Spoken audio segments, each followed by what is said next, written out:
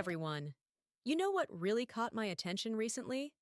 The shocking gap between what communities want for their playgrounds and what they can actually afford. Ever wondered how some places manage to build these amazing play spaces while others struggle? Absolutely. It's a huge challenge that many organizations face. I've worked with countless schools, churches, and community centers who have broken equipment or outdated play spaces, but just can't find the money to make improvements. That's exactly the issue. You know, I think a lot of people don't realize there's actually funding out there specifically for playground equipment. They just don't know where to look or how to get it. Right, the best part. These are grants, funding that doesn't require repayment. It's like a gift aimed at creating and sustaining quality play areas for children. Um, that's fascinating. For our listeners who might be thinking about applying for playground grants, where should they even start? Well, the initial and most important step is defining your project goals clearly. Are you building a new playground from scratch? Updating old equipment? Creating an inclusive space? You've got to know exactly what you want before you start looking for funding. Makes sense. I mean, you can't really ask for money if you don't know what you need it for, right? Exactly. And here's something really important. Your application needs to align with the funder's vision. If they're focused on health and fitness, you'll want to emphasize how your playground will increase physical activity. If they care about education, highlight those learning elements. That's a great point. We'll come back to that in just a moment. But first, a quick word from our sponsor. Looking to create an inspiring play space that stands the test of time?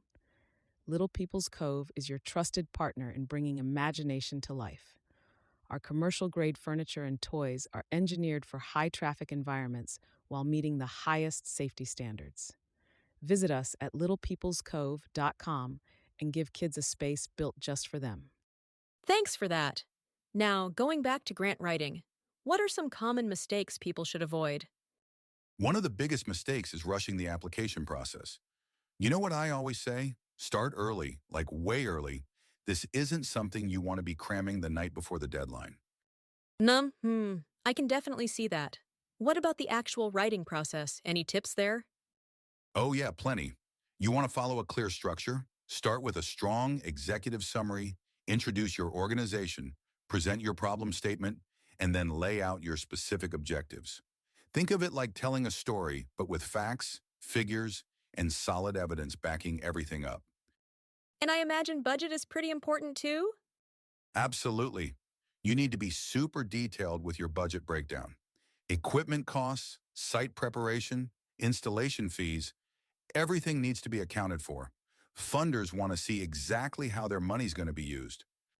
You know what I'm curious about?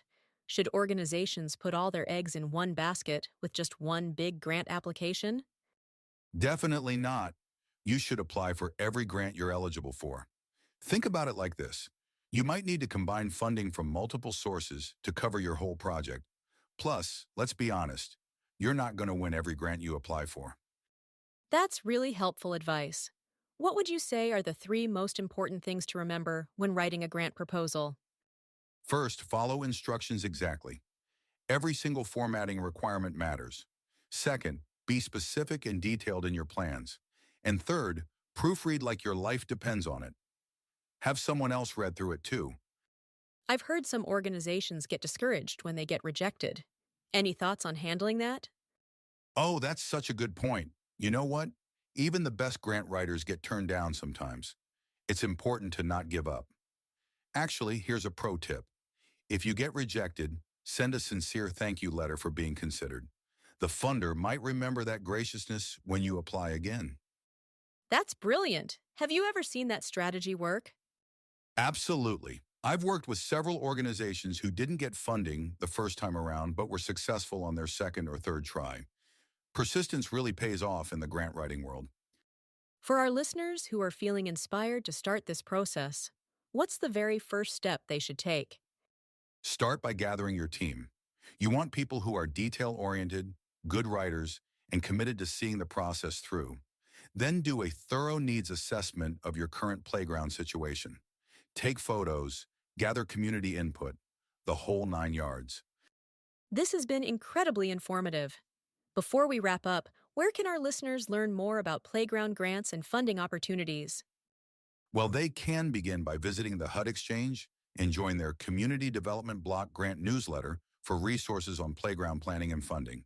They're skilled in assisting organizations with this entire process. Additionally, I'd suggest contacting local community foundations and exploring federal grant databases.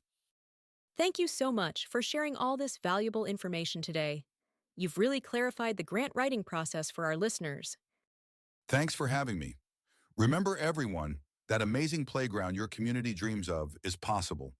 It just takes some planning, persistence, and careful grant writing to make it happen.